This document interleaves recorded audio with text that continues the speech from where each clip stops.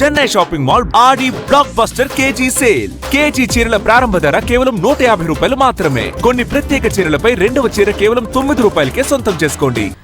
El Niño ప్రభావం తీవ్రంగానే కనిపిస్తోంది. వర్షాలు లేక కృష్ణా గోదావరి నదుల్లో వరద నీరు పారడం లేదు. జలాశయాల్లో నీటి నిల్వలు ఆందోళనకర స్థాయికి చేరుకుంటున్నాయి.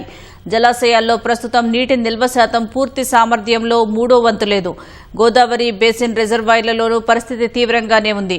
ఎగువ నుంచి కొన్నాళ్ల పాటు కృష్ణాలోకి వచ్చిన వరద నీరు క్రమంగా తగ్గుతూ వస్తోంది. భారీ వర్షాలు పడి ప్రవాహాలు వస్తే తప్ప పరిస్థితులు మెరుగుపడే అవకాశం కనిపించటం లేదు.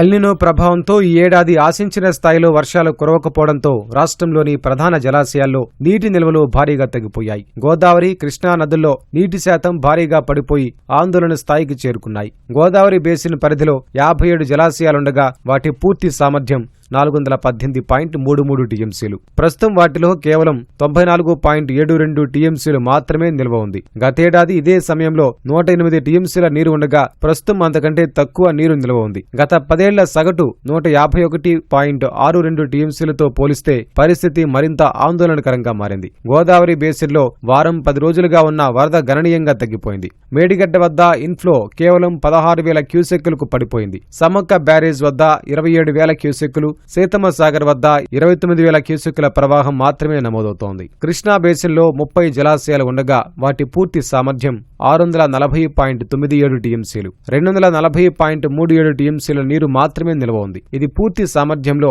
38% మాత్రమే.